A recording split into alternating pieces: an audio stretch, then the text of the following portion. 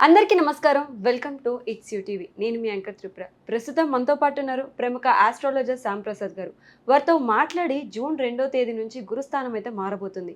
అంటే గురువు మారడం వల్ల ద్వాదశ రాశుల వారికి ఏ విధంగా ఉంటుంది, ఎటువంటి పరిహారాలు పాటించాలి, ఎటువంటి దేవాలయాలు మనం వెళ్ళాలి అనే దాని గురించి గురువు గారిని అడిగి తెలుసుకుందాం. నమస్కారం గురువు గారు. శ్రీమాత్రే నమ. తులారాశి వారికి ఏ విధంగా ఉంటుంది తెలియజేస్తారా గురువు గారు? తులారాశి వారికి గురువు తృతీయ షష్టాధిపతి. అంటే ఈ రాశి వారికి అంత శుభగ్రహం కాదు. ఉమ్, పైపెచ్చి ఏంటంటే ఈ తులారాశి వారికి శుక్రుడు అధిపతి. ఉమ్, మరి ఈ రాశ్యాధిపతి శుక్రుడికి గురువుకి అంత పరిచయం ఉండదన్నమాట. అంత శత్రుగ్రహాలు, పరస్పరం విరుద్ధ గ్రహాలు, ఉమ్, కానీ రెండు శుభాన్నిచ్చే గ్రహాలే. ఉమ్, అయితే సాధారణంగా ఈ తులారాశి వారు ఎక్కువ సెలబ్రిటీ రంగంలో కలిగి ఉంటారు, ఎక్కువ హెల్పింగ్ నేచర్ కలిగి ఉండి మానవతా దృక్పథాన్ని కలిగి ఉంటారు అన్నమాట. ఉమ్, అందుకని ఎక్కువ ఈ తులారాశి వారు సినిమా ఫీల్డ్లోను, రాజకీయ రంగంలోను, సేవా రంగంలో స్థిరపడుతుంటారు. వీళ్ళు ఒకే వృత్తి కంటిన్యూ చేయడం జరగదు. ముందు ఒక వృత్తిలో ప్రవేశించి దాని తర్వాత వేరే వృత్తిలో ప్రవేశించడం, మారడం జరుగుతూ ఉంటుంది. ఈ విధంగా ఈ రాశి వారు వారి యొక్క స్టేటస్ పెరుగుతూ ఉంటుంది. ఎప్పుడు స్టేటస్ మెయింటైన్ చేస్తుంటారు. ఆదాయం కన్నా ఖర్చు ఎక్కువ ఉంటుంది. చూసిన వాళ్ళకి చాలా రిచ్ మెయింటెనెన్స్ కనబడుతుంటుంది. ఎందుకంటే శుక్రుడు అధిపతి కాబట్టి మంచి నడవడిక, మంచి డ్రెస్సులు, ఖరీదైన వాహనాలు నడుస్తూ ఉంటాయి. అందువల్ల వీళ్ళ దగ్గర ఎప్పుడు ధనం అయితే నిల్వ ఉండదు, ఆదాయం కన్నా ఖర్చు ఎక్కువ ఉంటుంది. ప్రస్తుతం ఈ రాశి వారికి గురువు దశమ స్థానంలోకి వచ్చాడు. సాధారణంగా దశమమే వృత్తిపరమైనటువంటి స్థానం కాబట్టి సాధారణంగా ఈ వృత్తిలో ఎవరైతే ఈ తులారాశిలో అటు సినిమా రంగంలో కానీ, రాజకీయ రంగంలో కానీ, అంటే పబ్లిక్ లైఫ్తో ఉన్నవాళ్ళు ఎవరికన్నా సరే మంచి గుర్తింపు రావడం జరుగుతూ ఉంటుంది. ఆటోమేటిక్గా వాళ్ళు ఫామ్లోకి రావడం, ఎక్కడికి వెళ్ళినా మంచి గుర్తింపు రావడం 100% జరుగుతూ ఉంటుంది. అంటే సాధారణంగా ఈ సినిమా రంగానికి అవన్నీ, టీవీ రంగం అనివ్వండి కూడా శుక్రుడు అధిపతి అనుకుంటుంటారు. అంటే శుక్రుడు బలంగా ఉంటేనే వాళ్ళు బాగా లైఫ్లో రాణించగలరు. అంటే ఈ సినిమా ఫీల్డ్లో కానీ, యాంకరింగ్, టీవీ రంగంలో కానీ, మీడియా రంగంలో అనుకుంటూ ఉంటారు. అయితే శుక్రుడు కన్నా చంద్రుడు ఇంపార్టెంట్. చంద్రుడే కళలకు కారకుడు, అలాగే చంద్రుడే సినిమాకి, మీడియాకి కారణం అవుతూ ఉంటాడు. అంటే చంద్రుడు హీరో, అదే శుక్రుడు విలనమాట. అందువల్ల ఏంటంటే చంద్రుడు బలంగా ఉన్నాడు కాబట్టి ఇప్పుడు వీళ్ళకి దశమ స్థానంలోకి ఈ గురువు వచ్చాడు కాబట్టి ఈ వీళ్ళకి మంచి గుర్తింపు రావడం జరుగుతుంటుంది. వీళ్ళు ఎప్పుడన్నా ఈ సమయంలో ప్రధానంగా వృత్తి మారాలనుకుంటాయి. అంటే గురువు తృతీయాధిపతిగా దశమంలోకి వచ్చాడు కాబట్టి ఈ వృత్తి మారాలనుకుంటే మాత్రం కంప్లీట్గా ఈ సమయంలో మారే అవకాశం ఉంటుంది 100%.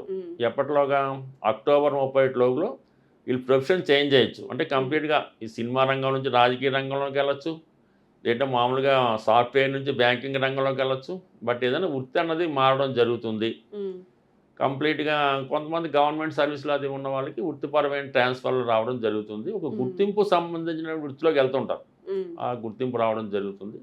ఇక ప్రధానంగా షష్టాధిపతిగా దశమ స్థానంలోకి రావడం వల్ల కొత్తగా ఉద్యోగ ప్రయత్నాలు చేస్తున్న వాళ్ళు ఈ క్యాంపస్ సెలక్షన్లో రావచ్చు, కొత్తగా ఉద్యోగంలో ప్రవేశించాలి రావచ్చు. అయితే ఈ తులారాశిలో ఎక్కువగా స్వతంత్రంగా వ్యాపారం చేయడానికి ఎక్కువగా ఇష్టపడుతూ ఉంటారు.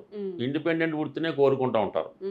అటువంటి వాళ్ళకు కూడా ఇది స్వతంత్ర వృత్తిలో ప్రవేశించడం కానీ, కొత్తగా ఏదైనా వ్యాపారం ప్రారంభించడానికి బాగుంటుంది. అయితే వీళ్ళకి ఇప్పుడు వచ్చిన గురువు దశమ స్థానంలోకి రావడంతో పాటు ఆల్రెడీ శని భగవానుడు 6వ స్థానంలో ఉన్నాడు. 6వ స్థానంలో ఉన్నటువంటి శని భగవానుడు వృత్తిపరంగా సక్సెస్ ఇవ్వడం జరుగుతుంది. ఇది మంచి స్థానం కాబట్టి ఆటోమేటిక్గా వీళ్ళకి వృత్తిపరమైన సక్సెస్ అనేది 100% రాబోతుంది. ఈ దశమంలో ఉన్నటువంటి గురువు చతుర్థ భావాన్ని వీక్షిస్తాడు. ఈ 4వ స్థానం ఏంటంటే మనకి విద్య, అలాగే ప్రయాణాలు, వాహనం, సొంత గృహం కాబట్టి ఏదన్నా సొంత గృహం లాంటిది కొనుక్కునే వాళ్ళకి ఇది అవకాశం ఉంది.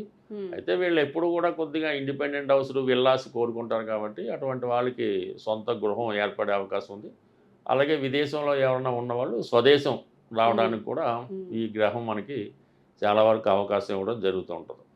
అలాగే మరి 10లో ఉన్నటువంటి గురువు ప్రస్తుతం వీళ్ళకి ఈ దశమ స్థానం అంటే ఏదన్నా ఒక ఉచ్చగ్రహం కానీ, స్వక్షేత్రం కానీ, స్వక్షేత్రంలోకి ఒక గ్రహం వచ్చినప్పుడు ఇందాక చెప్పిన పంచమహాపురుష యోగంలో వీళ్ళకి హంస మహాపురుష యోగం ఏర్పడుతుంది. అంటే ఈ పంచమహాపురుష యోగాలు అంటే వాళ్ళ యొక్క వ్యక్తిత్వాన్ని, స్టామినాని పెంచుతూ ఉంటాయి. ఇప్పుడు దశమ స్థానంలో ఏర్పడింది కాబట్టి వృత్తిపరంగా వాళ్ళ మంచి గుర్తింపు రావడం, వృత్తిపరంగా ప్రమోషన్ రావడం, ఇవన్నీ కూడా ఈ రాశిలో ఉన్న వాళ్ళకి మీరు ఏ రంగంలో ఉండవండి, ఆ రంగంలో వాళ్ళకి ప్రాధాన్యత పెరుగుతుంది, గుర్తింపు రావడం జరుగుతుంది. కాబట్టి ఈ యోగ ప్రభావం వీళ్ళకి ఇంచుమించుగా మనకి ఈ అక్టోబర్ 31 దాకా ఉంది. కాబట్టి మీరు ఏ వృత్తిలో ఉన్నా కూడా అది లైమ్ లైట్‌లోకి, వెలుగులోకి రావడం జరుగుతూ ఉంటది. ఇది మగవారి కన్నా స్త్రీలకు ఎక్కువగా ఉంటది. ఈ తులారాశి అనేది ఏంటంటే స్త్రీలకు సంబంధించిన అంటే శుక్రుడు స్త్రీ గ్రహం కాబట్టి స్త్రీలకు ఎక్కువ వాళ్ళు ఈ సమయంలో కొత్తగా సినిమా ఫీల్డ్‌లో ప్రవేశించాలన్నా, టీవీ ఫీల్డ్‌లో ప్రవేశించాలన్నా, రాజకీయ రంగంలో ప్రవేశించాలని ఇది గుడ్ టైం మాట వాళ్ళకి. ఎందుకంటే మిగతా గ్రహాలు కూడా సహకరిస్తున్నాయి. శని సహకరిస్తున్నాడు, గురువు సహకరిస్తున్నాడు. పరస్పరం ఏంటంటే గురువు కూడా శని చూస్తున్నాడు. అందుకని వృత్తిపరంగా స్థిరపడాలనుకున్న వాళ్ళకి ఇది మంచి యోగం.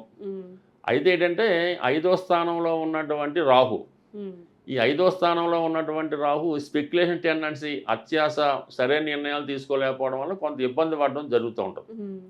సో అందరూ కూడా ఈ తులారాశికి సినిమా ఫీల్డ్లో ఉన్నప్పుడు కూడా ఒకటి బాగా సక్సెస్ అవుతుంటాడు, ఒకటి ఫెయిల్యూర్ అవుతుంటాడు ఒకే సమయంలో.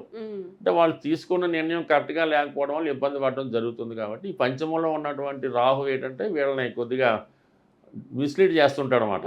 వేరే విధంగా నిర్ణయాలు తీసుకోవడం, సరైన సమయంలో సరైన నిర్ణయం తీసుకోలేకపోవడం, ఎవరిని నమ్మాలో ఎవరిని నమ్మకూడదో తెలియకుండా సరైన నిర్ణయాలు తీసుకోవడం, ఇబ్బంది పడడం జరుగుతుంది. కాబట్టి ప్రస్తుతం వీళ్ళకి ఈ గురువు ఇచ్చే మంచి ఫలితాలు పొందాలంటే 100% వాళ్ళ నిర్ణయాలు తీసుకోవడంలో కొంత మార్చుకోవాలి.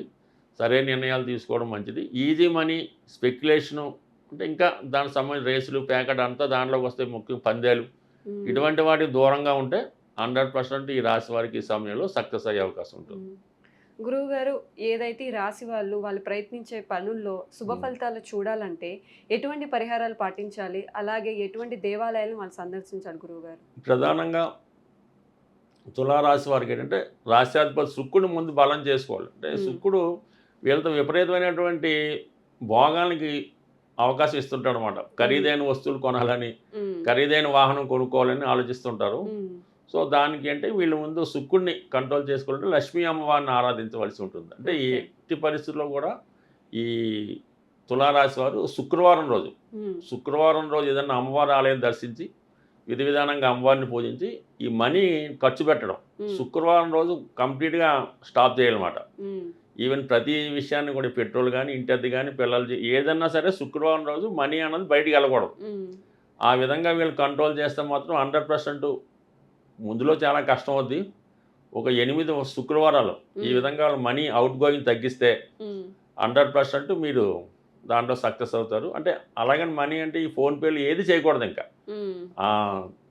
కంప్లీట్గా శుక్రవారం రోజు అవుట్ గోయింగ్ మనీ తగ్గించి ఖర్చులు తగ్గించుకుంటే 100కి 100 మీరు సక్సెస్ అవుతారు. పైపెచ్చి వీళ్ళు చదవలసింది అంటే లక్ష్మీ స్తోత్రం కానీ, శ్రీ సూక్తం కానీ ఇవి చేసుకుంటూ ముఖ్యంగా ఏంటంటే స్త్రీలను గౌరవించాలన్నమాట.